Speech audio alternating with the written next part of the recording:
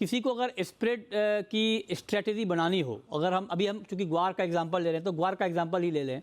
अगर स्प्रेड की स्ट्रेटेजी बनानी हो तो किन किन बातों का ख्याल रखना चाहिए और कैसे हम स्प्रेड बनाएं ताकि वो आपके लिए फायदेमंद हो?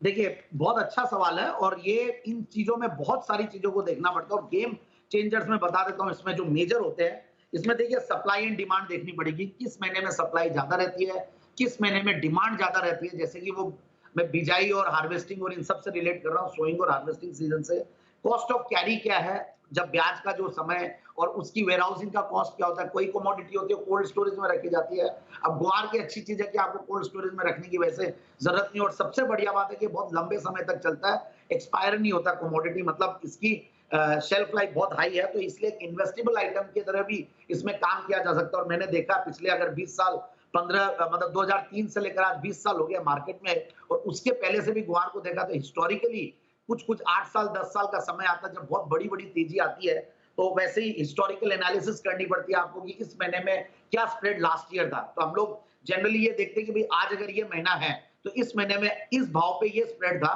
तो लास्ट महीना लास्ट ईयर इसी समय पे क्या स्प्रेड रहा था। तो आपको ये चीज़ें देखनी पड़ती है, स्टॉक पोज़ीशंस देखनी पड़ती है। एनसीडीएक्स में स्टॉक पोज़ीशन को लेकर बहुत ज़बरदस्त अपडेशन होता है डेटा का। उनके आप वेबसाइट पे जाएँगे, एक्सपायरी का एफईडी रिलेटेड डेटा आता है, आपका स्टॉक पोज़ीशन का आता है, डिलीवरीज़ का आता है, इन सब डेटा को एनालाइज़ करना पड़ता है। सुनने में लगता है कि बहुत बड़ा प्रोसेस है, बट छोटा आप एक सवाल काम और करने संदीप जी, हाँ, एक हाँ, छोटा सवाल सर मेरा आपसे और, चूंकि कई आपने बहुत डिटेल में बताया कि कौन कौन से ऐसे फैक्टर हैं जिसके ऊपर आपको ध्यान रखना चाहिए जब आप स्प्रेड की स्ट्रेटेजी बनाते हैं। तो अब चूंकि बहुत सारे तरीके होते हैं स्प्रेड के, जैसे मान लीजिए एग्जांपल के तौर पर range trading, breakout trading, scale trading, technical trading. तो इसको अगर थोड़ा जल्दी में आप समझा पाएँ सर कि सबसे बेहतर स्ट्रेटेजी क्या होती है? देखिए वो डिपेंड करता है अगेन देखिए आपको